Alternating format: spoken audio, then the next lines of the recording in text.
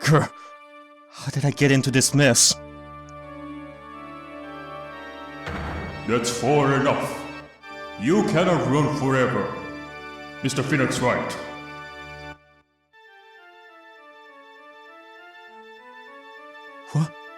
What have I done wrong? I cannot allow you to go on like this. But I'm just a simple defense attorney. Silence! You are no longer worthy of your title.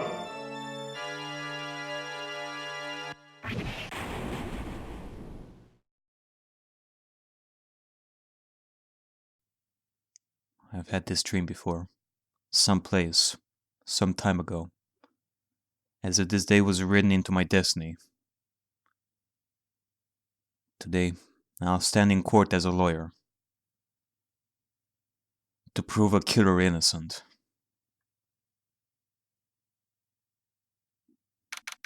March 23, 9:43 a.m. District Court. Defendant lobby number 3.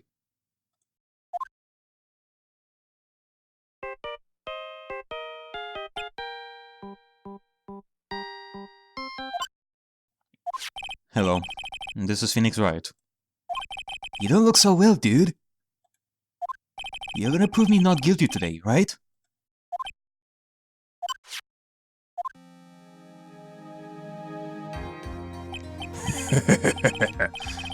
If you please, Mr. Lawyer. Remember, it's not just me. Your precious friend's life is riding on today's verdict too. Ugh. Now listen up. You better get on guard to guilty sentence, okay? If you get that creepy slimeback and not guilty, I'll never forgive you. Ever. Maya. Phoenix. Phoenix! But Mia! But Maya, how's Maya? I don't know. You don't know? She hasn't tried to channel me since yesterday.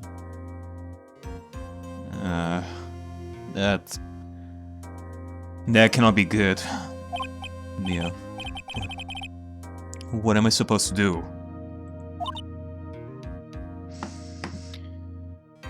What does it mean to be a lawyer, Mia? To be a defense attorney? You told us before to believe in our client, but now this is happening. Do you have anything to say that can help us? Like any advice from a veteran defense attorney? What would you do in a situation like this? Now, like I said, for a lawyer, the worst of times are when you have to force your biggest mouths. But... you cannot give up. There's still some hope left. Stop it, please. There's nothing left. Not here, not anywhere. Okay, I don't want to hear that sort of shit, Mr. Phoenix Wright. This isn't the time to...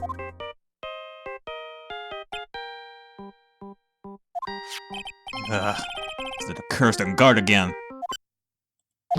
Will you leave me alone? Look, don't call me anymore! I mean it! You're really mean, pal. Tonight, no more instant noodles for you. Gumshoe! I'm really sorry. Where are you? Let me join the investigation team and we're chasing after the killer, pal. Oh! Well, that is wonderful news, Gumshoe! You go out there and find Maya. Then you have some sort of lead? Sorry, but right now we got 0 leads on the guy. But we're not going to give up. Gumshoe. Until the trial is over, until the verdict is handed down, we're going to do everything we can and find the killer. If I can get Maya out, and you can get on guard to give the verdict he deserves, pal. That's true. I could do that if they found Maya first. The question is, how? I mean, he doesn't have any lead as of now. You got that? So you have to do whatever you can to make the trial last longer. I have to make the trial last longer? Oh boy. I mean, I won't lie, I was thinking that this might end up being the longest day of trial I've had in a while because of all this, but yeah, I guess this solidifies it. We really have to make this trial last as long as possible. If you go ahead, Mr. Edgeworth, with everything you've got, then you two can draw it out. Oh, now I get it. I believe in you, pal. You and Mr. Edgeworth can do it. Thank you, Ganshu. Stay strong and be safe out there. I believe in you, too. So, believe in us. We're going to give it all we got, just like you. Got it. Thanks, Ganshu. Alright. Let's go out there with newfound determination. Phoenix? Hey, Phoenix. You understand now, don't you? You have something money will never be able to buy. Friendship. And it's the strongest weapon in the world. And you have it in abundance. Yeah. Looks like we're coming to the end. I have to make the trial last as long as I can. Ganshu will come through, I know it. March 23, 10 AM. District Court. Courtroom number 3.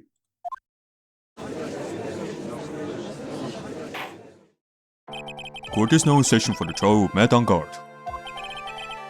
The defense is ready, Your Honor. The defense's detective assistant is ready, Your Honor.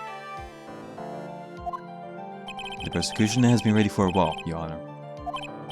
Now, as I recall, we concluded yesterday's session with a big mystery on our hands. The mystery being what exactly was Miss Adrian Andrews' role in this murder. That is to say, is she really connected to the crime itself? Miss Edgeworth, if you will please inform the court of today's proceedings. Adrian Andrews. She forged evidence that threw suspicion onto Mr. Angard, and then proceeded to escape the crime scene by wearing a nickel samurai costume. The guilt of these actions are those from which she cannot escape. And you're saying that she is guilty after all? I'm not finished, Your Honor. Miss Andrews has nothing to do with committing the actual murder.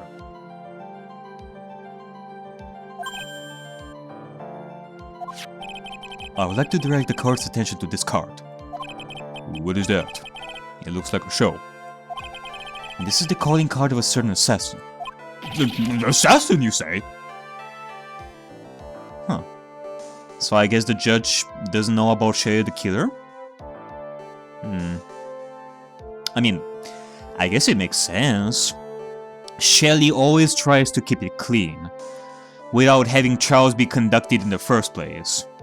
He did say that things got complicated a bit, and that is why he's using this trial and Maya in order to have Matt on guard be declared innocent. I mean, that's the reason why this is all happening in the first place. Yes, Juan Corrida was killed by a professional assassin. And the person who hired the assassin, his client so to speak, is Matt on guard. What a surprising turn of events. I don't think it's become commonplace by now, Your Honor. I know what's going on this time. So I know that everything Edward has said is true. But we still have to hold out as long as we can. Yep. Cause from the looks of it, Edgeworth is just going straight to the point over here with Shea the Killer and Matt on guard. So if we are to just stay silent over here, then this trial would be over in like 2 minutes. At least until Maya's safe and sound. I wonder how the trial will turn out today. Now then, please call your first witness, Mr. Edgeworth. The prosecution calls the defendant's mentor, Mr. Will Powers, to the stand. Quote-unquote mentor. Now then, witness. Your name and occupation, please. Okay. I'm, Will Powers. I'm a poor, underpaid action star. And what is your relation to the defendant? Well, I guess I'm sort of a lousy mentor to him in a way. Yeah. Mr. Powers, Please, you don't need to put yourself down so much. Yeah, man, it's not healthy at all. And just try to relax. Nobody's gonna hurt you here. Oh, sorry. Oh, but I'm just kind of a nothing sort of guy. On the night of the murder, you visited the defendant's room. Is this correct? Yes. I didn't know that. But you know, I didn't actually get to see Matt when I went. All you need to do is answer what you've asked. Now then, I would like you to please testify about when you went to Mr. Angard's room. Okay, sure. Alright, well, let's get to it. A visit to Matt's room. After the award ceremony, I went by myself to Matt's room. Matt was standing there in front of his room, still in his Nico samurai costume. He was talking with someone. At first, I thought it was the bellboy. I watched the two of them for a while, but then I gave up and went back. I had guests with me that night, and I couldn't make them wait for me.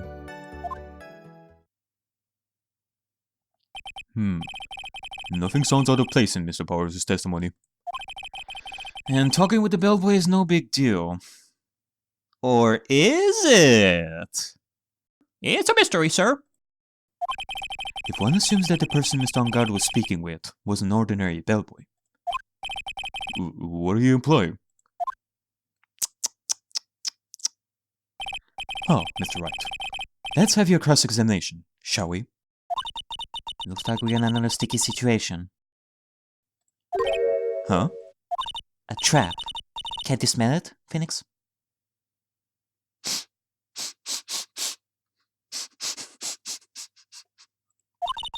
But for us to find out more, we're going to have to charge in head first, right?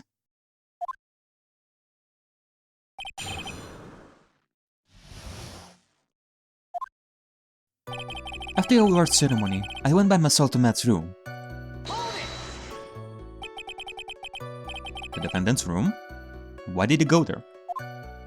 Well, I'm his mentor, like a big brother of sort, and I wanted to say congrats.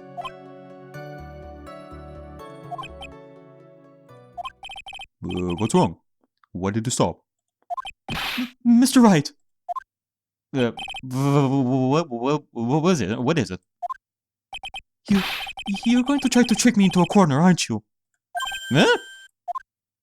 I know I'm just a poor underpaid action star, but I'm not a killer. No one said you were, Mr. Powers. No, please, don't trick me. Every time you do your lawyer thing, the witness suddenly turns into the bad guy. Every time? Witness. I will personally talk to the defense at a later time. So for now, please kindly What the? Ah, there it is. There's the smell that Mia was talking about.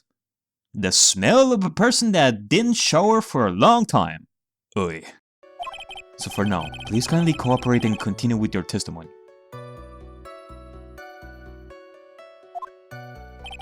Sorry. So you went to the defendant's room, and then? Hey, wait a minute. When and how did I suddenly turn into the bad guy here? Probably because you smell horribly. You are already sweating buckets here. That's why. Matt was standing in there in front of his room, still in his Nico samurai costume. He was talking with someone. At first, I thought it was the bellboy.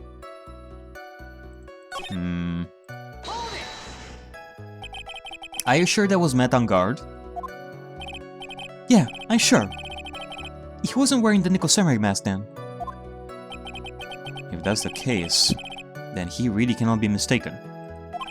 And what was the defendant doing, standing in front of his own room? He was talking with someone. At first, I thought it was the bellboy. Okay, so he was talking with someone. I thought it was the bellboy. At first? What do you mean by that? Well, he was in the bellboyish uniform and he had a bottle of juice on a tray.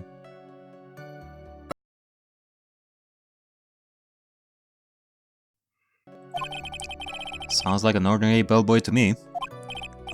Yeah, but I didn't think he was a normal bellboy.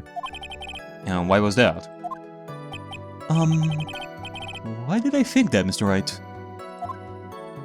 How am I supposed to know? Sorry, but I cannot remember right now. Sorry. I guess I'm going to have to wait patiently on this one.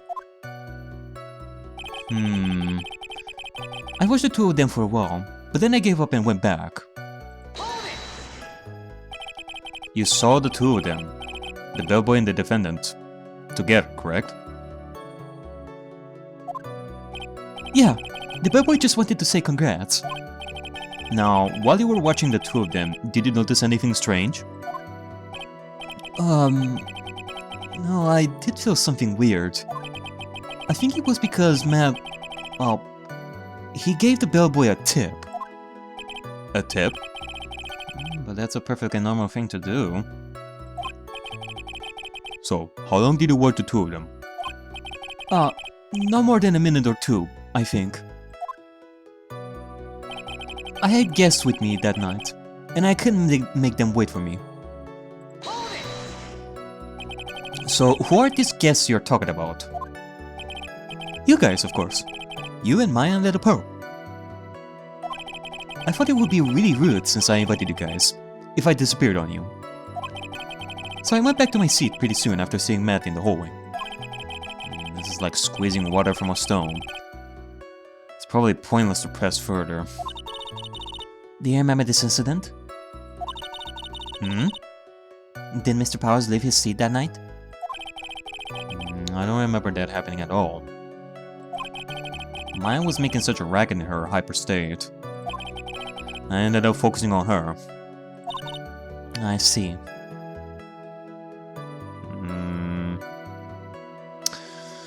Well, I'm having my doubts that Will Powers would lie about all this, so maybe he's mistaken something here, but judging by what he said thus far, there isn't really much to go on. In any case, from his story, he probably wasn't gone for very long.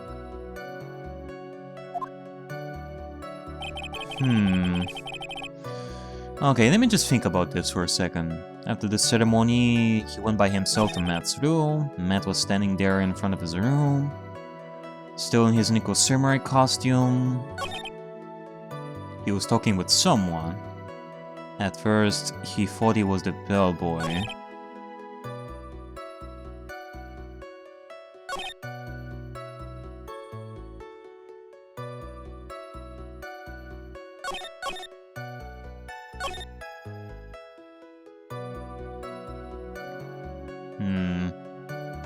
Let me just press some stuff.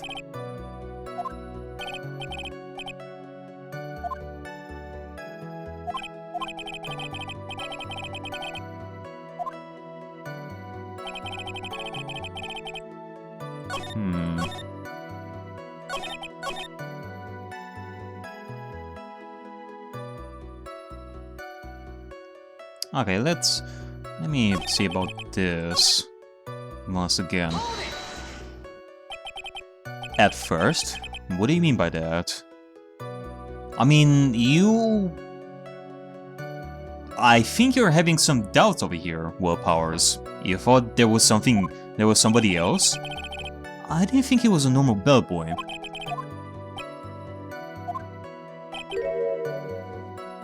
Hey, wait a second.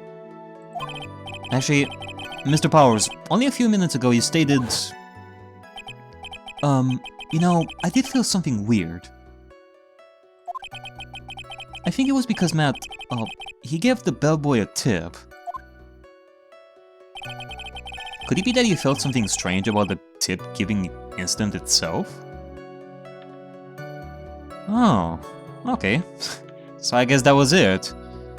We had to press some statement from before, given that we have learned some stuff from the later ones.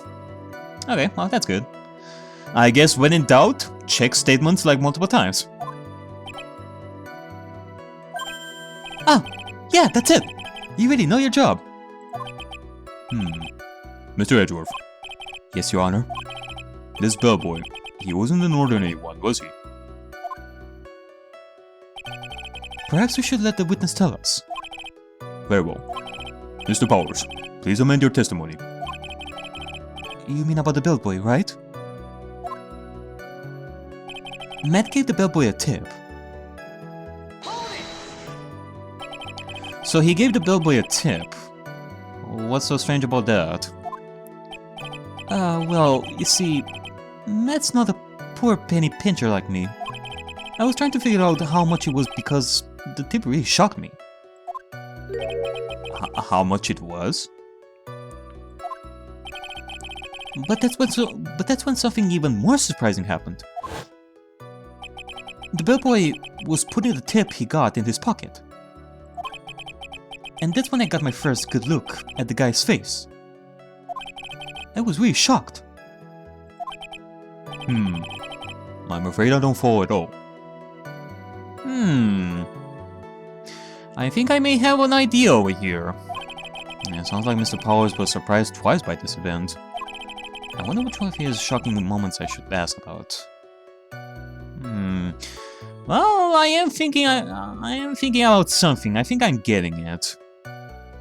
I do believe the tip felt odd to Will Powers because if we are to think that the bellboy is the assassin that he hired, then, well, that tip that Matt gave the bellboy must have been a lot more than the normal amount a person would even give to, like, a bellboy in the first place. Maybe it was a huge stack of money, which can fit well with the huge amount of money one would give to carry out an assassination out of all things, because you would assume that, like, assassinating people would cost quite a lot for an assassin to begin with. So, let's go with the tip first. The defendant is a huge star. He can afford to give generous tips, wouldn't you agree? Not Matt on guard, to be quite honest. No. Sure. But giving him that much was maybe a little too much, I think. A little too much? Would you please clarify to the court? About how much would you say the defendant gave to the bellboy? Honestly, I don't know. I cannot even begin to guess. And why is that? Because he gave the bellboy a really fat roll of cash. Ah. Figured as much. A roll of cash? Oh, well, how interesting. That certainly was a very generous tip, wasn't it? A very fat roll of cash. That can hardly be called a tip, Your Honor. The judge is beginning to look awfully suspicious of us.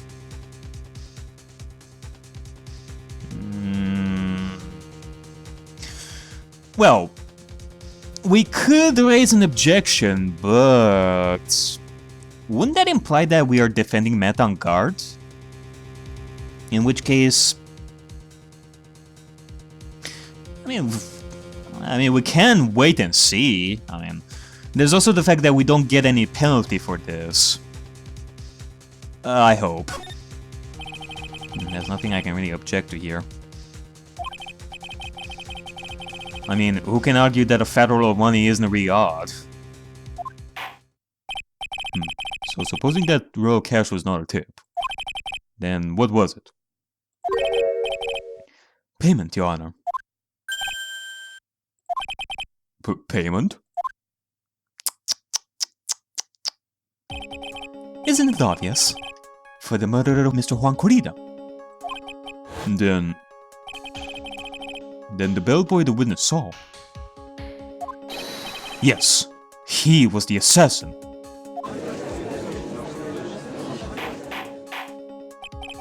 Hold your horses now. Mr. Edgeworth, you don't have any proof of this. to you. Have I ever been unprepared to support my claims, Your Honor? Yeah, you did say that you never say something without proof to back it up. But when you try to defend yourself when I tell you that you're such a Steel Samurai fan, you got nothing. Shut it! I have here the card Shelly the Killer left at the scene of the crime. Shelly the Killer? He's the person the police's special investigations team has been chasing for ages. I am certain that the person the witness saw was this very assassin, Shelly the Killer. Really? What's wrong, Mr. Powers? No, nothing. Something just clicked in my head and I think I just figured something out. Okay, well, just tell us. Oh? Actually, I saw that bellboy again later on that night. What?! Mr. Powers, please testify. Tell us what you saw. Yes, sir. Right away. Okay. The second time. This time, I was in that hallway because I had to go to the bathroom. And that's when that bellboy I saw earlier came out of the room. Of course, when I say room, I mean Juan Corrida's room. Now that I think about it, that bellboy did seem kinda out of place. Yeah, so he had to be the assassin. I'm sure of it. I mean... Thank you very much. That is all we need for now. Huh? But I'm not done. There's still more. Let us first establish that the bellboy was truly Mr. the Killer. Then we shall see. So the bellboy came out of the victim's room. And if that bellboy really was the assassin, then I think the answer is fairly obvious. Uh-oh. That would be correct, Your Honor. Well, Mr. Wright, I believe it's your turn to entertain and make us laugh. Sadly, like I said before, I don't have my mage costume with me now, so I cannot entertain you all with my magic. Thank God. I am relieved. Quite glad. Hallelujah. Nobody in this courtroom understands me. This is no laughing matter.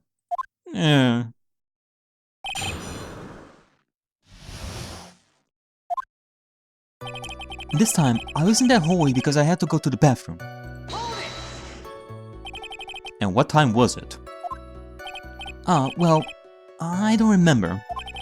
The award ceremony ended around 8 PM, right? And I went to Matt's room pretty soon after that. And then I came back. And then I went to the bathroom. So I guess maybe it was around 8-10 PM by that time. You're not one for details, are you, Mr. Powers? Sorry. I thought I could maybe catch Matt and say my congrats.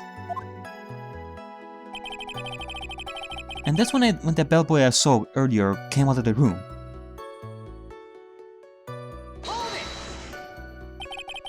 Are you sure it was the same bellboy? Yeah. And how could he tell? All the bellboys wear the same uniform after all. But you see, well, he had those stitches in his face. Stitches on his face, you say? Nothing unusual here. So I'm sure it's the same guy that was talking with Matt. So which room did the bellboy come out of? Of course, when I say room, I mean Juan Corrida's room. In the victim's room, huh?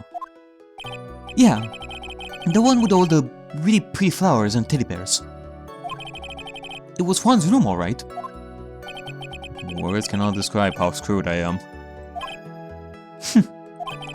Let's continue with the testimony, shall we? Now that I think about it, that bellboy did seem kinda out of place. So what exactly was so out of place about him? Right. Wide insipid grin. Maybe because I have no idea what damaging thing he's going to say next. Well, the bellboy was empty-handed. Empty-handed? That bellboy was one of those room service people, right? But he wasn't pushing a cart and he wasn't holding a tray either.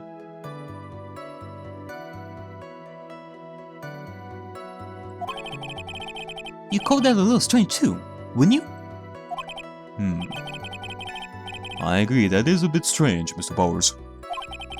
But is it really that unusual for a bellboy to be empty-handed? What should I do? Shall I let Mr. Powers' testimony slide, or...? Let's pull a fast one on this one.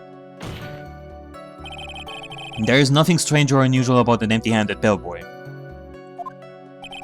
But there really is. There really isn't! If you two are done being schoolchildren. Bellboys are for room service. There is no reason for them to be empty-handed, ever. Your Honor, I ask that the witness's previous statement be supplemented. I ask that the witness's previous statement be supplanted with this new one. Edgeworth. Are you going to do whatever you can to make the bellboy look suspicious? I see. Very well. This court recognizes and grants the prosecution's request. Mr. Powers, if you could amend your testimony, please. Yes, sir. I thought it was kind of strange for a bellboy to come out of a guest room, empty-handed. So you're saying that it's suspicious for him to be empty-handed? Yeah, really suspicious. I mean, when I first saw that bellboy, he was holding a tray in his hand. And there was a bottle of juice and a wine glass on it. A bottle of juice and wine glass, you say?